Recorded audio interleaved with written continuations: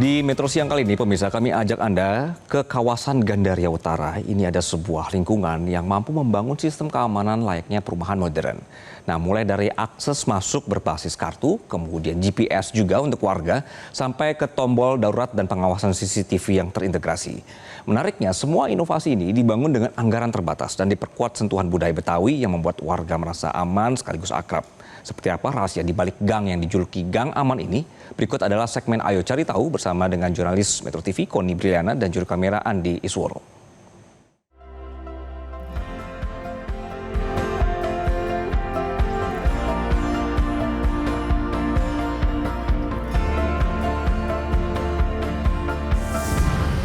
Di tengah tingginya aksi pencurian, gangguan keamanan lingkungan hingga rasa was-was warga di kawasan hunian, sebuah gang kecil di kawasan Gandaria Utara ini punya inovasi berbasis teknologi. Tidak hanya mengandalkan pos ronda atau CCTV, tapi lebih dari itu. Di sini ada sistem keamanan gerbang pintar hingga dengan sistem GPS yang dipasang ke kendaraan warga. Nah, upaya itu menjadi bagian dari membangun lingkungan yang aman, nyaman, serta terkendali. Lalu seperti apa rasanya jadi warga RT 11 RW 7 di Gandaria Utara? Ayo cari tahu.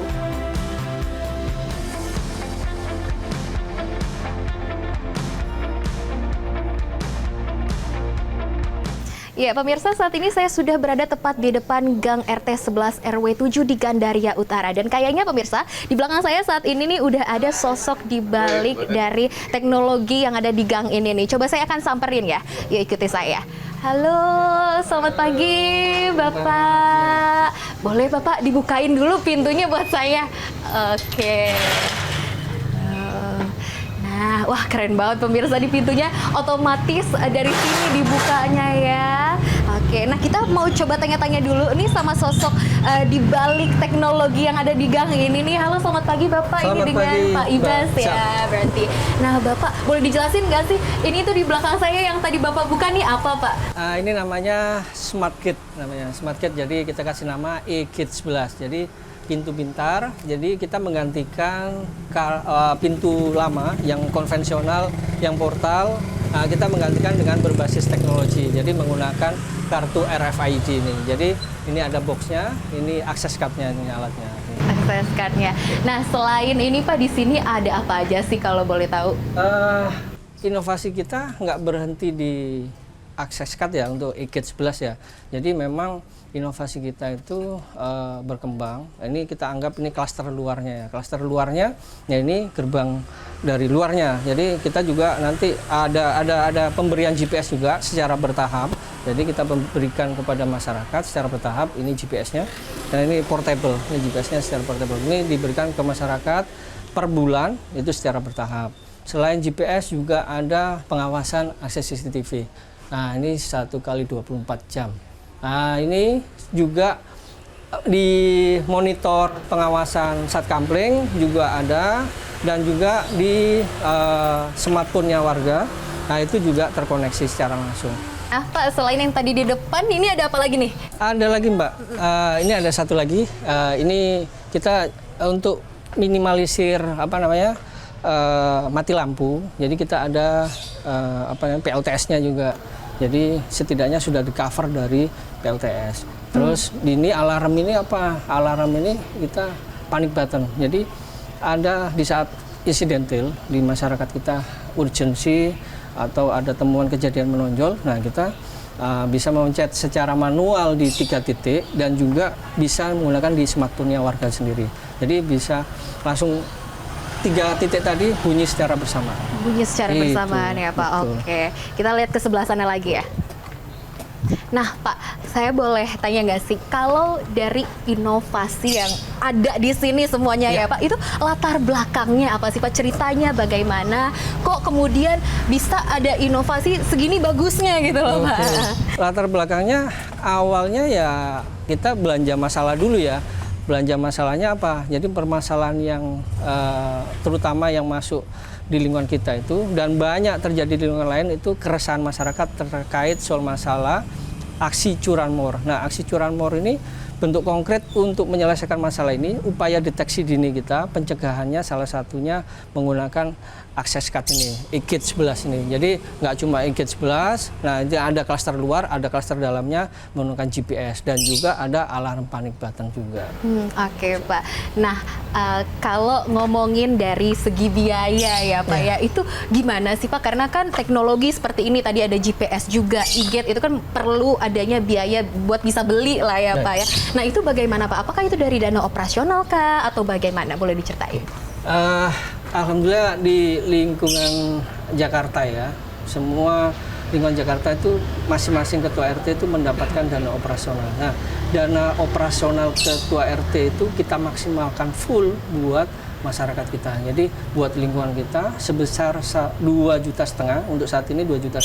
Jadi kita maksimalkan untuk kegiatan warga maupun sarana prasarana dan juga aktivitas lainnya. Nah, ini kita maksimalkan full buat contoh inovasi-inovasi kita seperti ini. Ini harganya juga murah. Jadi dengan harga yang kita dapatkan 2,5 juta itu dengan harga pemberian ini ya bisa tercover. Nah berikutnya kita ada nih. Ini ada. Nah sekarang kebetulan ada komling nih. Nah ini komling. Ini namanya kompos keliling. Nah, jadi nantinya alatnya ada di dalamnya.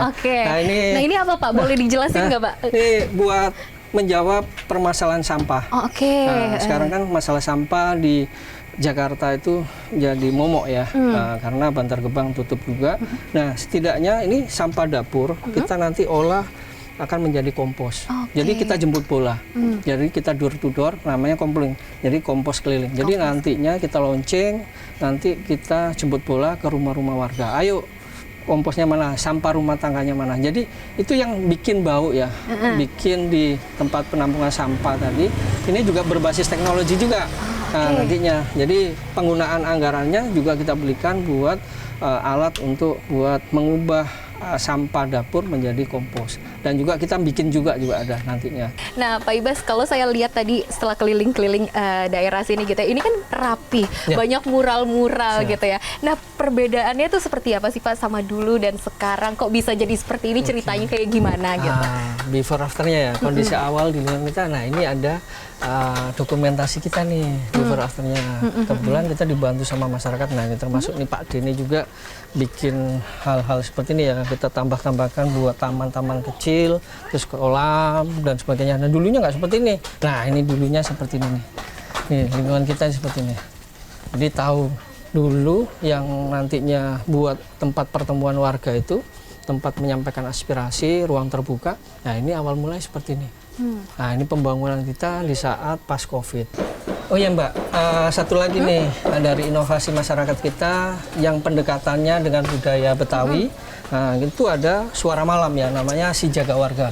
Jadi kita memberikan himbauan kepada masyarakat tentang contoh adik-adik kita supaya jam malam tadi di jam 10 malam adik-adik itu bisa pulang untuk istirahat, untuk aktivitas berikutnya mereka bisa persiapan untuk besok sekolah. Terus mengingatkan orang tua tentang kompor, listrik dan sebagainya kita ingatkan betul, dan juga GPS-nya tadi diingatkan juga supaya kalau semua habis baterainya dicas kembali. Ini toaknya Si Jaga Warga. Nah, ini ada di 7 titik, ada beberapa titik di lingkungan kita. Jadi semua termonitor, mereka mendengarkan, semua bisa tersampaikan juga informasi-informasi yang kita sampaikan. Nah itu ada. Nah kita lakukannya di ini.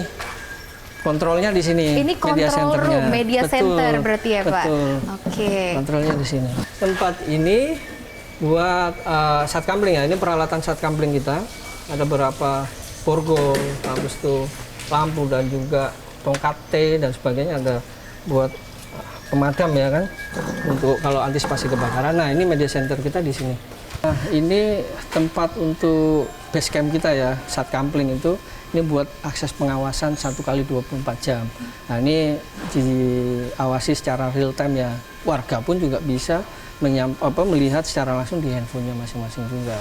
Jadi nggak cuma di satkamplingnya, tapi di rumah masing-masing juga bisa mengawasi. Bisa mengawasi gitu. Ya Pak ya. Betul. Cara memberitahu warganya supaya maksudnya bisa download aplikasi ini, download aplikasi ini tuh gimana sih Pak? Kita sampaikan ceritanya di grup-grup RT ya, di grup RT itu karena ada kita sampaikan, nanti tolong di-download semua. Jadi aplikasinya ini di-download, nanti semua serentak, dan cuma CCTV dan juga alarm panic button. Oke, berarti segala informasi nantinya masuknya ke grup WA itu ya, Pak betul. ya? Informasi itu di grup WA, habis itu kalau nggak bisa ada pelatihannya, diajarin. Nah, jadi minimal kayak GPS, kalau nggak bisa ada yang ngajarin. Nah, itu fungsinya Karang Taruna itu. Nanti Karang Taruna yang ngajarin dia. Gitu. Berbagai inovasi keamanan yang diterapkan di RT 11 Gandaria Utara tak hanya menjadi pajangan teknologi. Warga mengaku benar-benar merasakan dampaknya dalam kehidupan sehari-hari. Mulai dari rasa aman saat meninggalkan kendaraan, hingga kemudahan memantau lingkungan melalui gawai di tangan. Keamanannya alhamdulillah aman selama ada pintu egrek itu, terus pokoknya ada satkamling itu aman semuanya. Lebih bagus ya semenjak RT yang sekarang ya, keamanan pasti. Kalau sekarang motor taruh luar-luar semua aman. Sebelum ada inovasi ini, kita sebagai warga ini dulu RT 11 itu dipandang belakangan gitu kan, kumuh gitu. Nah, setelah ada inovasi ini jadi pusat perhatian. Jadi kita sebagai warga juga senang, turut bahagia gitu. Jadi yang bikin kita tenang itu dari sisi keamanannya sih lengkap semuanya ada ya. Jadi ada e-gate, ada panic button, ada CCTV. Jadi semua terjangkau oleh lihat HP. Jadi bisa kontrol lihat HP CCTV-nya. Di tengah padatnya pemukiman dan tantangan keamanan, warga RT 11 RW 7 Gandaria Utara ini membuktikan bahwa sistem keamanan ini tidak harus selalu melulu menunggu program besar dari pemerintah, tapi melalui kolaborasi warga, pemanfaatan dana lingkungan, hingga penerapan teknologi sederhana. Dan pemirsa, terima kasih sudah menemani saya dari tadi jalan-jalan di RT 11 RW 7 Gandaria Utara.